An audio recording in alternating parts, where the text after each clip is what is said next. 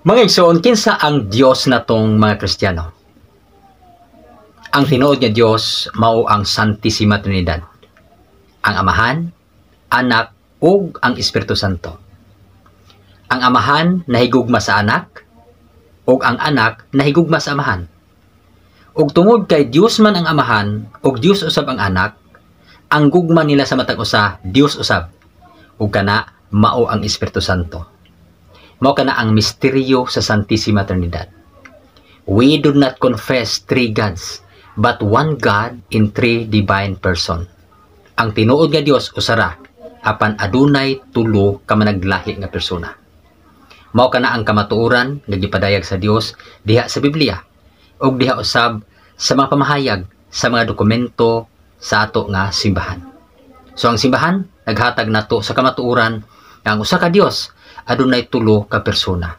Angay nato nang dawaton kay kana usa ka kamatuoran nga dili gayud matuis. Mao nga Dios ang Amahan, Dios ang Anak, ug ang Espiritu Santo Dios.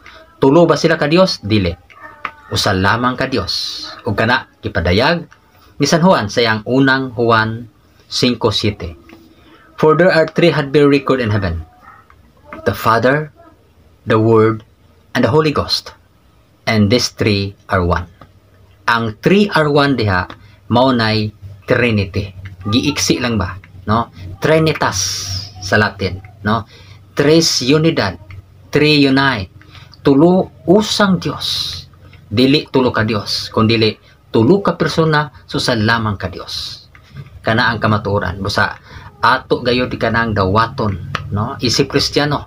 Kita nga mga Kristiyano, ang atong Dios usara, apan dili nato inigar nga kining usa ka Dios adunay tulo ka persona. O kana mao ang Amahan, Anak, ug ang Espiritu Santo.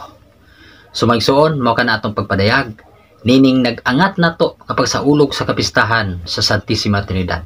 Hinautunta ang Dios kanunay magpanalangin kanato ang Amahan, Anak, ug ang Espiritu Santo.